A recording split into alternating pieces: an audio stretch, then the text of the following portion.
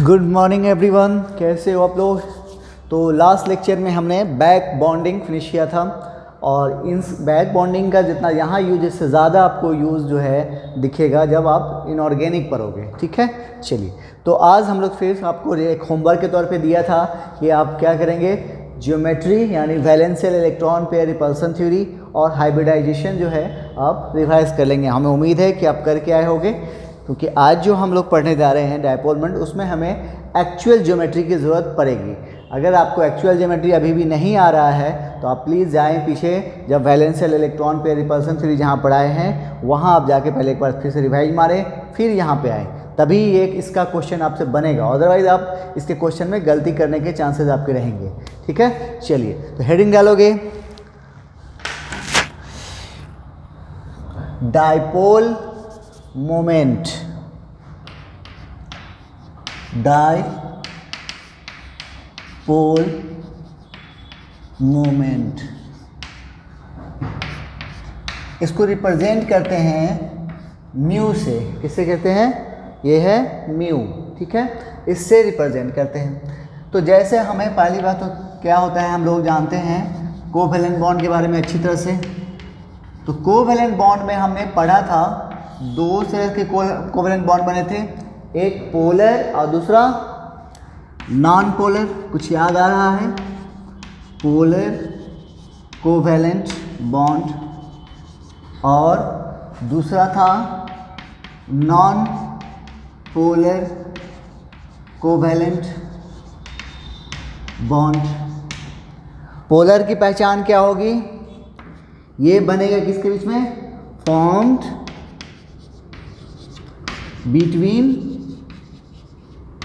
Dissimilar atom. कैसे होंगे,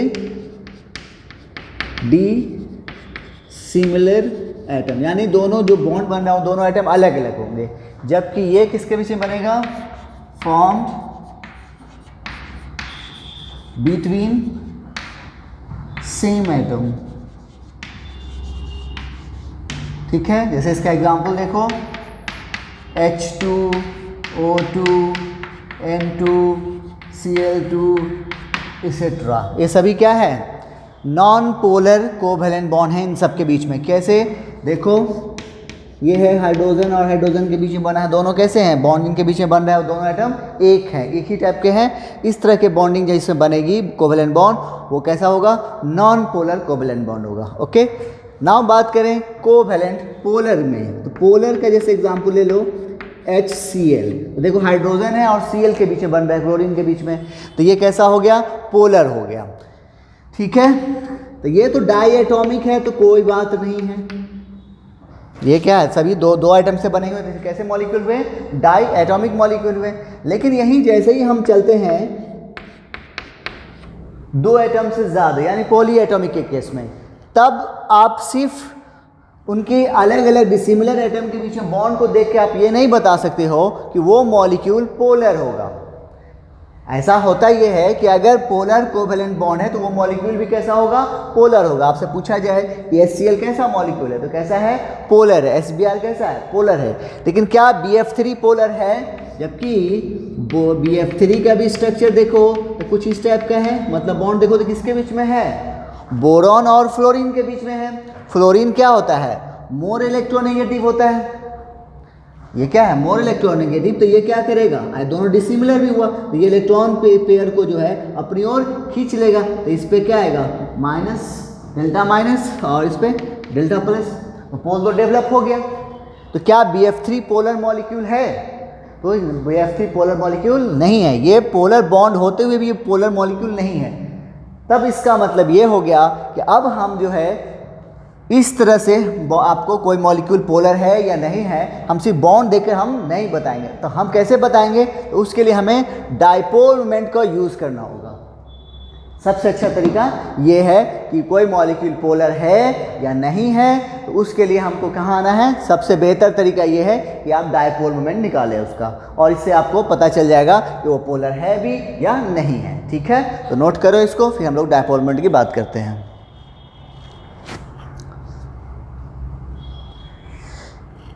okay, आइए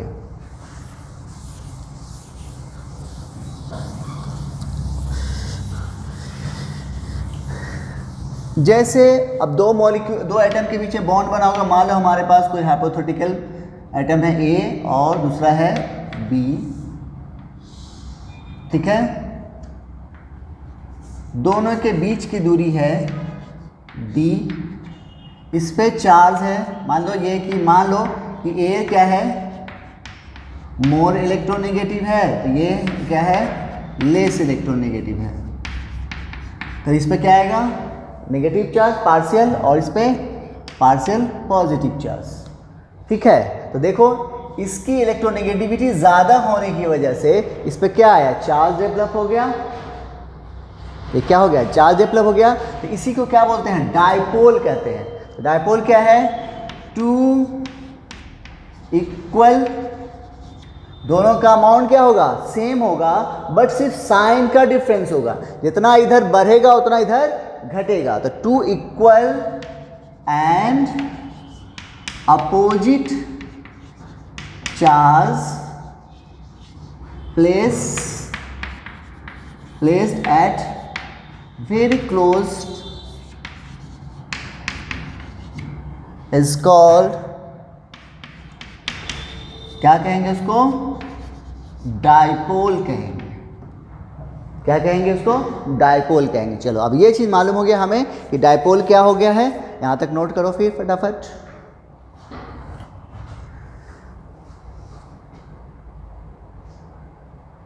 ठीक है, अब हमें पता करना है क्या चीज़, डायपोल मोमेंट। तो डायपोल मोमेंट क्या होगा, डिस्टेंस, ये जो डायपोल जो दिखाई जो डिस्टेंस है इसका और ये चार्ज जो डेवलप हुआ उसका, दोनों का प्रोडक्ट को हम लोग क्या बोलते हैं, डायपोल मोमेंट कहते हैं। तो लिखोगे डायपोल मोमेंट के बारे में,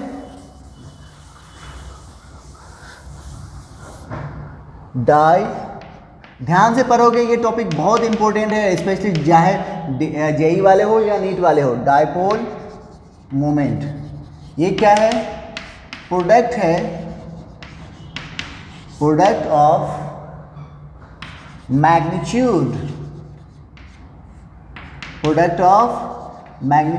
of charge and distance between two closely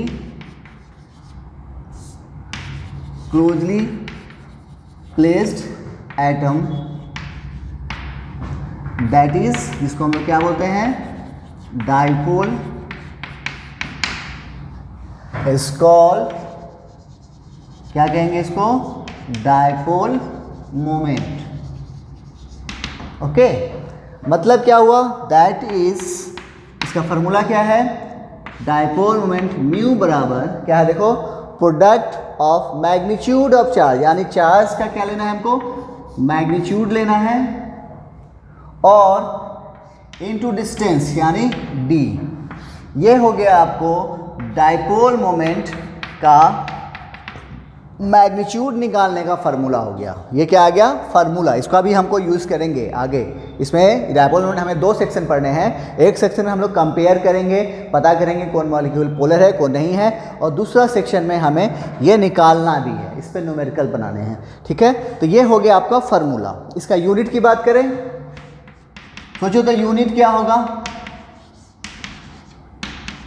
unit बता दो जल्दी से। यूनिट के लिए तो बताया थे, सिंपल तरीका है कि उसका जिसका यूनिट निकालना है उसका कहीं से कहीं फार्मूला लेके आओ, और उस फार्मूला जिसका निकालना है उसको अलग कर लो। यहाँ पे तो ऑलरेडी अलग ही किया हुआ है, हमको इसी का निकालना है। तो इसका जब निकालना है तो कि इसके सामने क्या क्या नज़र आ रहा है, चार्ज नज़र आ रहा है और ये डिस्टेंस नज़र आ रहा है। तो चार्ज का यूनिट क्या होता है, कूलम्ब। तो यहाँ पर क्या हो जाएगा, कूलम्ब, और यह है डिस्टेंस, डिस्टेंस का यूनिट क्या होगा, मीटर, इन शॉर्ट cm। ठीक है, तो ये हो गया आपको किसका, डायपोल मोमेंट का यूनिट हो गया। याद रहे ये सेंटीमीटर नहीं है, ये क्या है, कूलम्ब मीटर है। नहीं तो गलती मत कर देना। ठीक है, नोट करो यहाँ तक।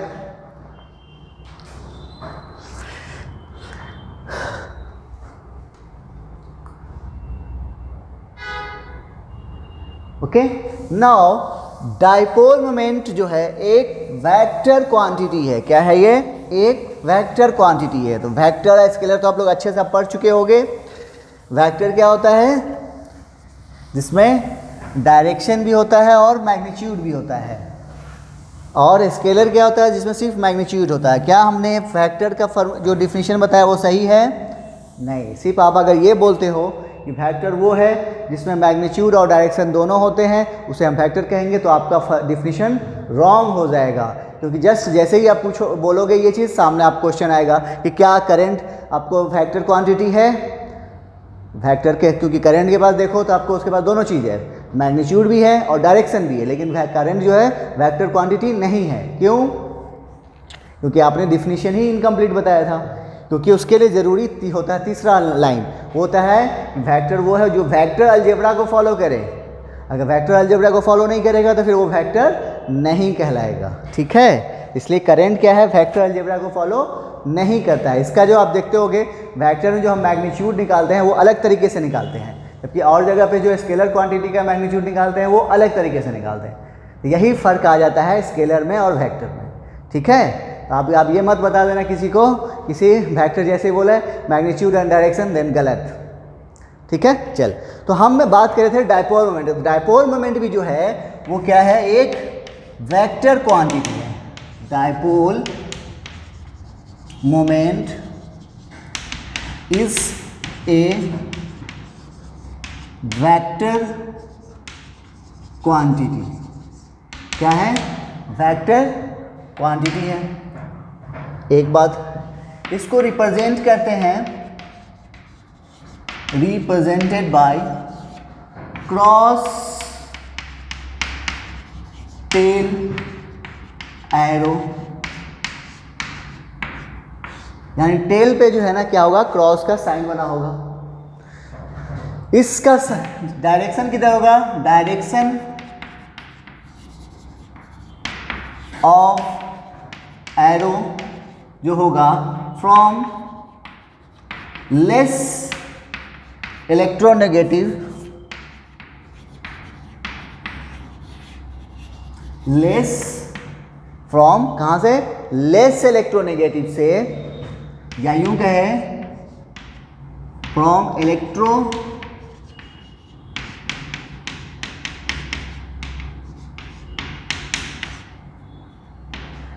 लेस इलेक्ट्रोनेगेटिव या फिर इलेक्ट्रोपॉजिटिव टू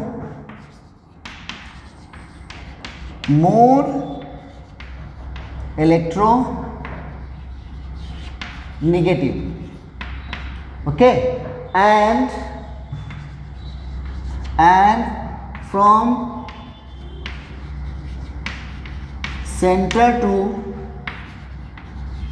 लोन पेयर। अगर लोन पेयर भी है उस मॉलिक्यूल में तो डायरेक्शन किधर से होगा? सेंटर से लोन पेयर की तरफ होगा। ठीक है, तो ये दोनों पॉइंट आपको ध्यान रखना है, खासकर ये पॉइंट हमका बहुत काम आने वाला है। ठीक है, चलिए यहाँ तक जल्दी से नोट कर लो, फिर हम इसका यूज एप्लीकेशन देखते हैं।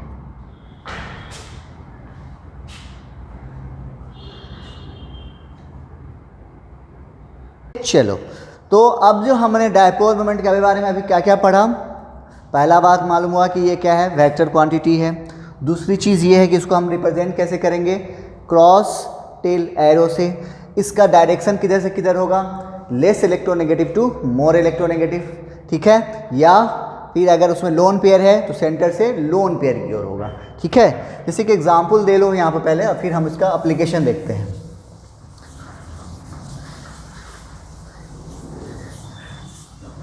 हमारे पास एक एग्जाम्पल है BeCl2।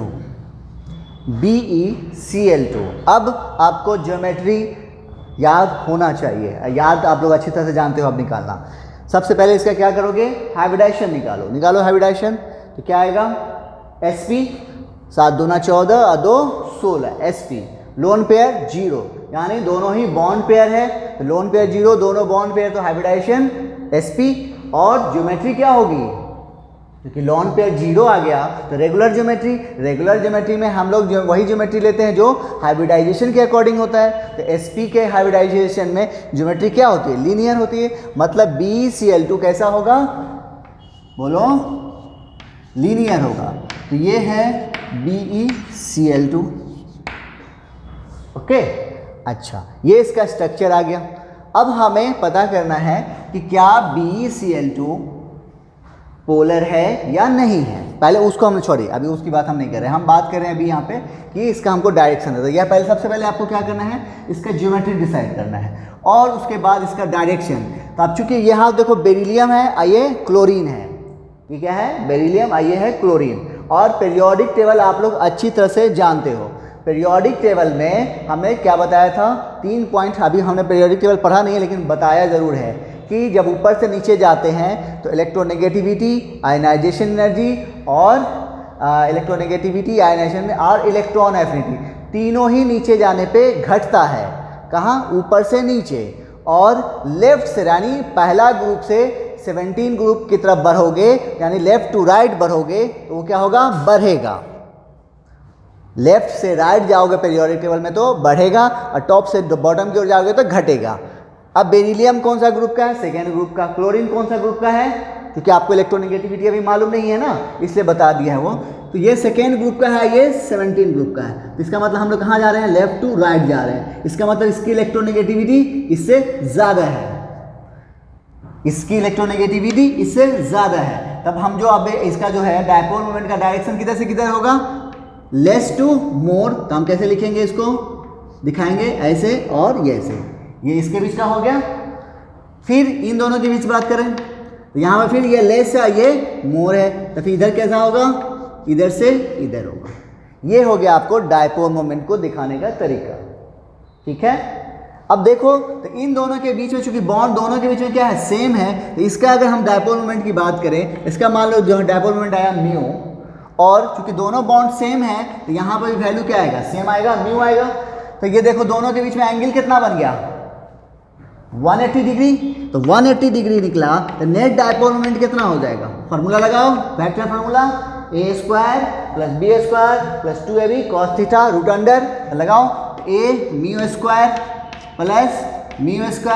Plus 2 mu square mu mu into cos 180 degree होगा, बराबर क्या हो गया, देखो म्यू स्क्वायर क्या हो गया, 2 म्यू स्क्वायर और कॉस 180 डिग्री बराबर -1। तो क्या होगा, -1 इंटू कितना हो गया, ये भी हो गया 2 म्यू स्क्वायर। तो देखो तो कितना आ गया, 0 आ गया। यानी यहाँ पे इस केस में नेट डायपोल मोमेंट आपका क्या आ गया, 0 आ गया। ठीक है, अब नेट डायपोल मोमेंट 0 आया, इसका मतलब क्या है वो हम अभी बताएंगे। फिलहाल एक एग्जाम्पल हम और ले रहे हैं, CO2। चलो जल्दी से बता दो फिर इसका भी हाइब्रिडाइजेशन निकालो। सबसे पहले sp, lone pair 0, bond pair 2, तो हाइब्रिडाइजेशन हो गया sp। ज्योमेट्री क्या होगी, सेम कंडीशन यानी लीनियर, है ना।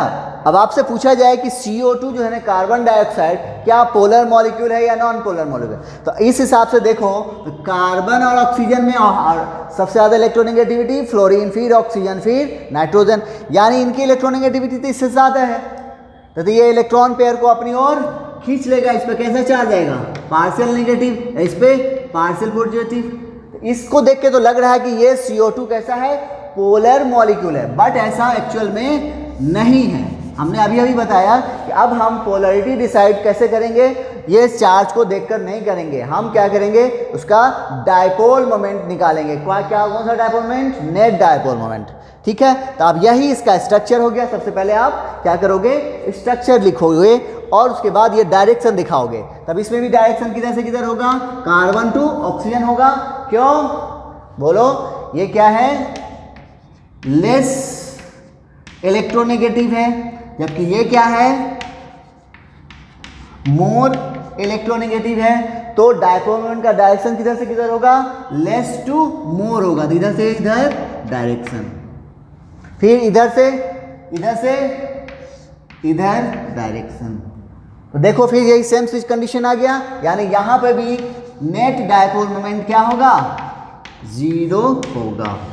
ठीक है, यहाँ पे आप हम आगे बताएंगे, उसके बाद आप खुद समझ जाओगे कि यहाँ पे हमको क्या लिखना है, वो आपको हम बताने के बाद आप खुद लिख लेना। ठीक है, चलो नोट कर लो यहाँ तक।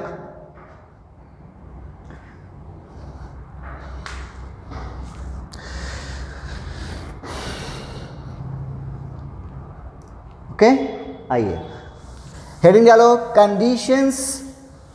Condition of polarity, condition of polarity, यानी आपको अब पोलरिटी चेक करने के लिए हमारे पास कंडीशन क्या है वो देखना है।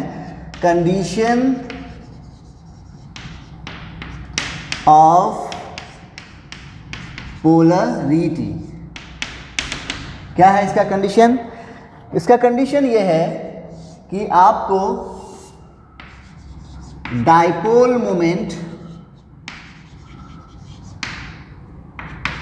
क्या करना है, निकालना है, और निकालने के बाद आप उसमें क्या करना है, नेट डाइपोल मोमेंट निकालना है। डाइपोल मोमेंट निकालना है, उसमें फिर क्या निकालना है, नेट डाइपोल मोमेंट, फिर इधर भी नेट डाइपोल मोमेंट। दो बातें होंगी,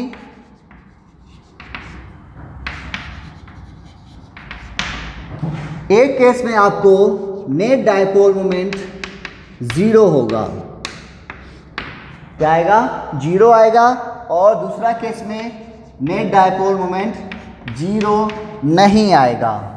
क्या आएगा, 0 नहीं आया। आपने क्या किया, डाइपोल मोमेंट कैलकुलेट किया, डाइपोल मोमेंट कैलकुलेट करने के बाद अगर नेट डाइपोल मोमेंट क्या आ रहा है, 0 आ रहा है, और अगर 0 नहीं आ रहा है, तो इसका क्या मतलब है? इसका मतलब ये हुआ कि अगर नेट डाइपोल मोमेंट 0 है, दैट इज मॉलिक्यूल क्या है, नॉन पोलर है। क्या है, नॉन पोलर है। मतलब हमने अभी जो दो एग्जाम्पल लिया था CO2 का और BeCl2 का, दोनों में क्या हुआ था, ये कंडीशन सेटिस्फाई किया था, वहाँ पर नेट डाइपोल मोमेंट 0 आया था। इसका मतलब CO2 कैसा मॉलिक्यूल है, नॉन पोलर है। BeCl2 कैसा मॉलिक्यूल है, नॉन पोलर है। लेकिन वही जैसे ही आपको नेट डाइपोल मोमेंट 0 नहीं आता है, तब आपको क्या होगा, मॉलिक्यूल दैट इज मॉलिक्यूल क्या होगा, पोलर होगा। यानी अब किसी भी मॉलिक्यूल को पोलर या नॉन पोलर बोलना होगा तो आपको किसके पास जाना है, नेट डाइपोल मोमेंट के पास जाना है। उसके बॉन्ड को देख के आपको नहीं बताना है कि वो पोलर है भी या नहीं है। जैसे हमने अभी अभी देखा CO2 का ही ले लो, तो उसमें क्या होता है, कार्बन और हाइड्रोजन पे देखो, ऑक्सीजन पे, तो कार्बन पे पॉजिटिव चार्ज आ रहा है पार्शियल, और ऑक्सीजन पे नेगेटिव पार्शियल। तो इसका मतलब तो पोलर होना चाहिए, लेकिन ऐसा नहीं है। वो कैसा है, नॉन पोलर। द रीज़न क्या है उसका, क्योंकि उसका नेट डाइपोल मोमेंट का वैल्यू क्या आ रहा है, 0 आ रहा है।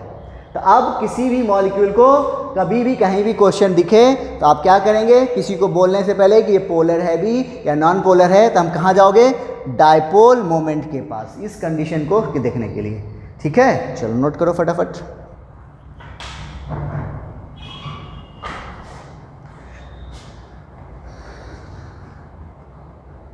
चलो, तो हमने ये मालूम हो गया हमको कि अब कोई मॉलिक्यूल पोलर है या नॉन पोलर। याद रहे, फिर गलती नहीं होना चाहिए कभी भी इन केमिस्ट्री, कहीं भी आपसे पूछे कोई मॉलिक्यूल, कभी भी क्वेश्चन आए पोलर नॉन पोलर, तो किसके पास आओगे, इसके पास आओगे।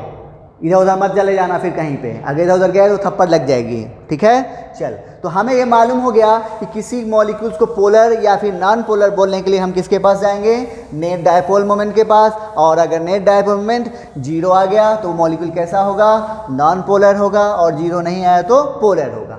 अब इसमें हमारे पास मॉलिक्यूल फिर दो तरह के हो सकते हैं, डायटोमिक और पॉलीएटॉमिक। ठीक है, मॉलिक्यूल हमारे पास कितने होंगे, मॉलिक्यूल जो होंगे दो तरह के हो सकते हैं, एक डायटोमिक मॉलिक्यूल होगा। डायटोमिक का मतलब जिसमें सिर्फ 2 एटम से मिलकर बना हो, और पॉलीएटॉमिक जिसमें 2 से ज़्यादा एटम होंगे, है ना। अच्छा, आइए तो पहले हम बात करते हैं डायटोमिक की। डायटोमिक में फिर 2 तरह के हो सकते हैं, एक होमोएटॉमिक। होमोएटॉमिक का मतलब दोनों सेम टाइप के एटम से होंगे। होमोएटॉमिक का मतलब जिसमें क्या होंगे, सेम टाइप के एटम होंगे। मतलब जैसे for example H2O2 N2 Cl2 इसेट्रा। ये सभी कैसे हैं? होमो एटॉमिक है, मतलब दोनों का एटम जो है, दोनों जिनके बीच में बॉन्ड बना है वो दोनों एटम कैसे हैं? एक जैसे हैं। तो इन सब मॉलिक्यूल का नेट डायपोल मोमेंट क्या होता है? 0 होता है। मतलब कैसा होगा ये सभी कैसे मॉलिक्यूल हैं? Non polar. आपसे पूछा जाए कैसे कर दिया, अपना मन से कर दिया का नेट डायपोल मोमेंट 0 कैसे कर दिया? तो कैसे कर दिया देखो, आप यही है, हम बात कर रहे हैं H2 का ले लो तो हाइड्रोजन। अब इस पे चार्ज डेवलप हुआ क्या? चार्ज हम लोग म्यू जो निकालते हैं, म्यू का फॉर्मूला क्या है? Product of magnitude of charge into distance. तो डिस्टेंस तो है d हम लिया, लेकिन इसमें चार्ज है क्या? चार्ज का वैल्यू यहाँ पे क्या आ रहा है? 0 हो जा रहा है, इसलिए नेट डायपोल मोमेंट क्या हो गया? 0 हो गया। इसलिए होमो एटॉमिक, डायटोमिक में होमो एटॉमिक जो है वो कैसे होते हैं? सभी नॉन पोलर होंगे। ठीक है, क्यों? क्योंकि इसमें चार्ज का वैल्यू क्या होगा? बिकॉज डेल्टा यानी चार्ज का वैल्यू क्या होगा? 0 होगा। या इससे बेहतर ये है कि आप यहाँ पर लिख लो, चार्ज क्या होगा? 0 होगा।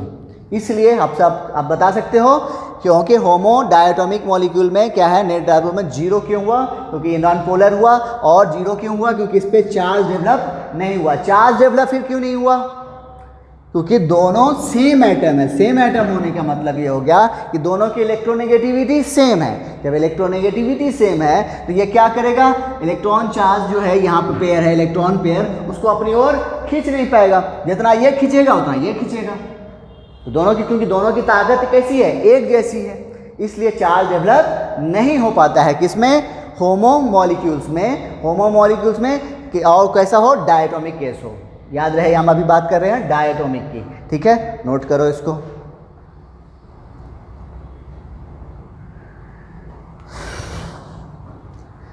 ओके, नाउ अब हमारे पास है दूसरा है हेटेरो एटॉमिक। हेटेरो मतलब अब उसमें दोनों सेम एटम नहीं होंगे। जैसे for example HCl, HBr, HI etcetera. अब इसका नेट डायपोल मोमेंट आपको 0 नहीं होगा। क्यों? जब नेट डायपोल 0 नहीं होगा तो ये मॉलिक्यूल्स कैसे होंगे? पोलर होंगे। क्यों? देखो, अब तो एग्जांपल के तौर पे हमने ले लिया HCl।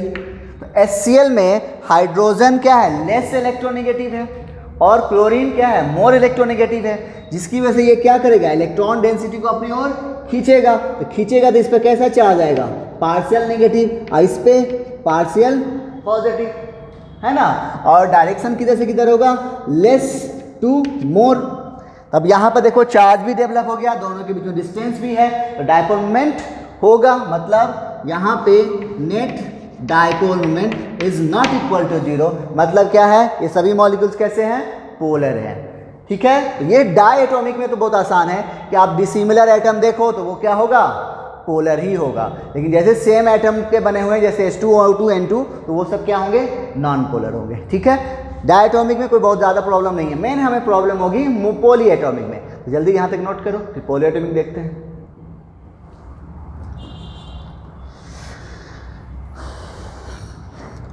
ओके, चल आइए हम लोग बात करते हैं अब पॉली एटॉमिक की।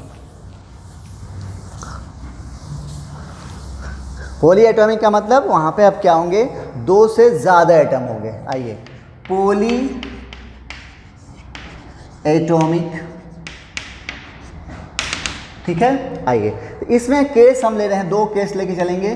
केस 1 पहला, इफ अगर ऑल बॉन्ड, सभी बॉन्ड कैसे हैं? सेम हैं, सभी बॉन्ड एक जैसे हैं। लोन पेयर एक भी नहीं है, कैसा है? 0 है। सभी बॉन्ड एक जैसे हैं, लोन पेयर 0 है, तो ज्योमेट्री कैसी होगी?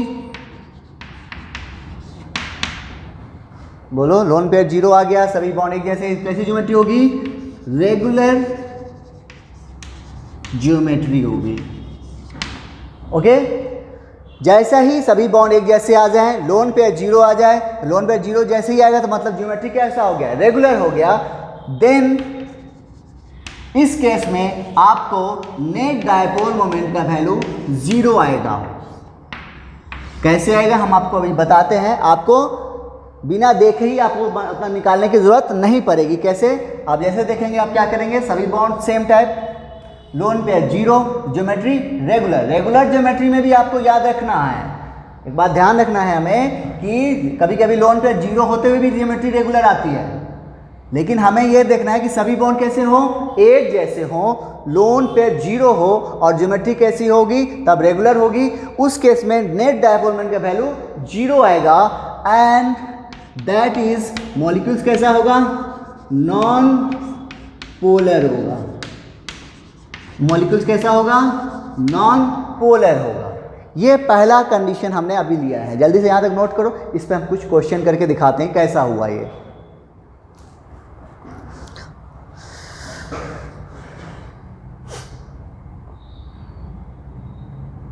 हो गया, आइए जैसे इसका एग्जाम्पल देखो हम ले रहे हैं, जैसे हमने अभी बात किया था BF3 के बारे में, BF3 है ना।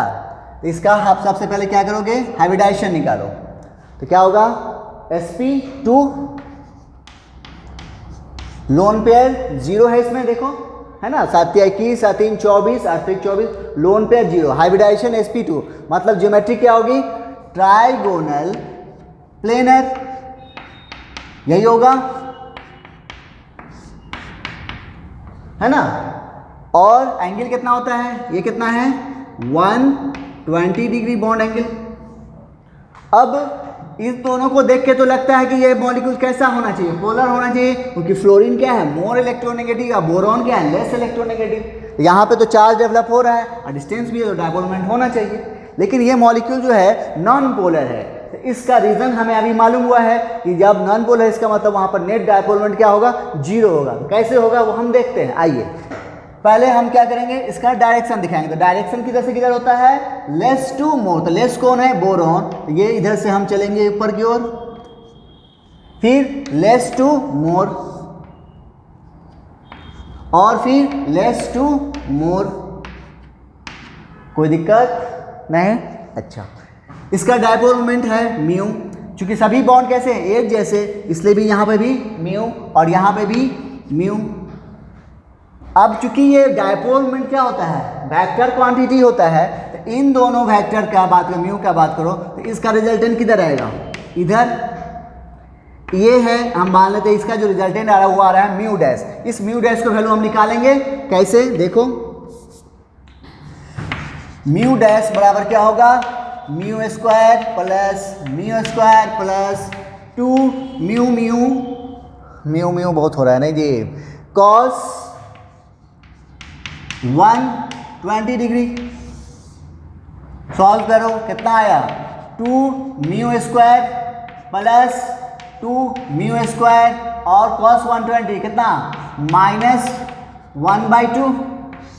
तो ये हो गया, 2 से 2 कट गया, कितना आया, 2 mu square minus mu square बराबर क्या आ गया, म्यू आ गया। देखो तो म्यू डैश का वैल्यू यहाँ पर आपको कितना आ गया, म्यू आ गया। अब देखो ये म्यू ऊपर की ओर जा रहा है, ये म्यू नीचे की आ रहा है, तो इन दोनों म्यू के बीच में एंगल कितना है, 180 डिग्री। अब ये चीज तुम क्या करोगे, यहाँ पे 180 रखो तो ये वैल्यू 0 आ जाएगा। मतलब इस केस में आपको नेट डायपोल मोमेंट का वैल्यू क्या आ रहा है, 0 आ रहा है। कैसे किया, फिर से समझेंगे इसको। ये तीनों बॉन्ड कैसे हैं, एक जैसे हैं, लोन पेयर 0 है, ज्योमेट्री रेगुलर है। हम तो पहले मालूम है इसका नेट डायपोल मोमेंट 0 आना था, हम इसको प्रूफ करना है, हमें प्रूफ कर रहे हैं। तो देखो इसका डायरेक्शन इधर, तो इसका डायपोल मोमेंट म्यू, इसका भी म्यू और इसका भी म्यू। चूंकि ये वेक्टर क्वांटिटी है तो इन दोनों म्यू म्यू का रिजल्टेंट इधर आया, इसका रिजल्टेंट हमने अभी निकाला, कितना आया, म्यू। तो ये म्यू और ये म्यू दोनों कैसा एंगल बना रहा है, 180 डिग्री। तो इन दोनों का रिजल्टेंट निकालोगे तो क्या आ जाएगा, 0। तुम यहाँ पर रखो 180 डिग्री, तो वैल्यू आएगा 0। मतलब इस BF3 में नेट डायपोल मोमेंट आपको कितना आ गया, 0 आ गया। इसलिए मॉलिक्यूल्स कैसा है, नॉन पोलर है। कैसा है? नॉन पोलर है। समझ में आ गया? जल्दी से नोट करो, फिर और एक दो क्वेश्चन करते हैं।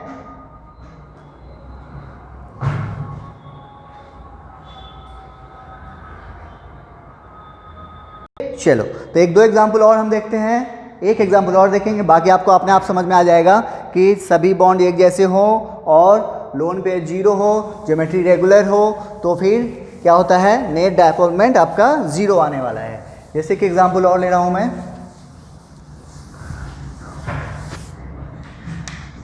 PCl5, PCl5। चलो सबसे पहले इसका हाइब्रिडाइजेशन निकालो, क्या आएगा? sp3d, नहीं होगा? sp3d आया तो ज्योमेट्री क्या होगी? लोन पेयर जीरो आ रहा है, तो लोन पेयर जीरो है तो ज्योमेट्री क्या होगी sp3d के लिए? ट्राइगोनल बाय पिरामिडल, है ना? तो ये है ट्राइगोनल बाय पिरामिडल का स्ट्रक्चर।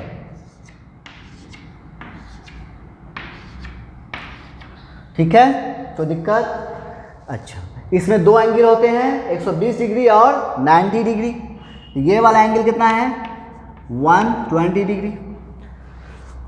सभी बॉन्ड एक जैसे। चलो डायरेक्शन लगाओ डायपोल मोमेंट का। इसका फास्फोरस टू क्लोरीन, फास्फोरस क्या है? लेस इलेक्ट्रोनेगेटिव है, 15 ग्रुप का है, ये 17 ग्रुप का है। तो इधर देखो सभी बॉन्ड एक जैसे हैं, तो इसका डायपोल मोमेंट का वैल्यू आया म्यू। इसका भी क्या होगा? म्यू, इसका म्यू, इसका म्यू, इसका म्यू। कितना म्यू म्यू हो रहा है नहीं जी? चलो, तो म्यू म्यू हुआ। अब जो है ये देखो, तो दोनों क्या है? एक्सियल प्लेन है, एक दूसरे के अपोजिट। ये दोनों क्या करेगा? एक दूसरे को कैंसिल आउट। अब ये इधर जा रहा है, तो ये दोनों वेक्टर है। अब इसका रिजल्टेंट इधर निकालो, म्यू डैश अगर हम बोले तो 120 डिग्री पर अभी अभी हमने BF3 में निकाला था, कितना आया था? म्यू आया था। यानी यहाँ पे आपको वैल्यू क्या आएगा? इन दोनों का रिजल्टेंट कितना आएगा? म्यू आएगा। अब देखो ये म्यू और ये म्यू, दोनों के बीच में एंगल 180 डिग्री, ये भी कैंसिल। यानी यहाँ पर नेट डायपोल मोमेंट क्या होगा? जीरो होगा। मतलब ये भी कैसा होगा? नॉन पोलर होगा। समझ में आ गया? अब कर लोगे आराम से। कैसे?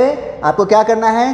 पहले उसका हाइब्रिडाइजेशन लिखना, सभी बॉन्ड एक जैसे हो। याद रहे सभी बॉन्ड, इसमें सभी एक जैसे हैं। बॉन्ड चेंज होगा तो फिर चेंज होगा, मैं अगला केस हमारा वो भी है। सभी बॉन्ड एक जैसे हो, लोन पेयर जीरो हो, तो उसकी ज्योमेट्री रेगुलर ज्योमेट्री तो हो, साथ साथ सभी बॉन्ड एक जैसे हो, तब उसका नेट डायपोल मोमेंट क्या होगा? जीरो आएगा। वो मॉलिक्यूल्स कैसा होगा? नॉन पोलर होगा। इस तरह से अदर एग्जाम्पल की बात करो, जैसे CH4, CF4, SF6, IF7 etcetera, ये सभी क्या है? CO2, BeCl2, ये सभी कैसे हैं? आपको देखोगे सब में लोन पेयर जीरो आएगा, सबके बॉन्ड एक जैसे हैं, तो आपका इसका मतलब ये सभी मॉलिक्यूल्स कैसे हैं? Non polar. देखने में लगेगा कि पोलर है, बट है कैसे? नॉन पोलर है। आराम से पता कर लोगे। अब इसका क्वेश्चन हमसे आपको उम्मीद है कि नहीं छूटेगा।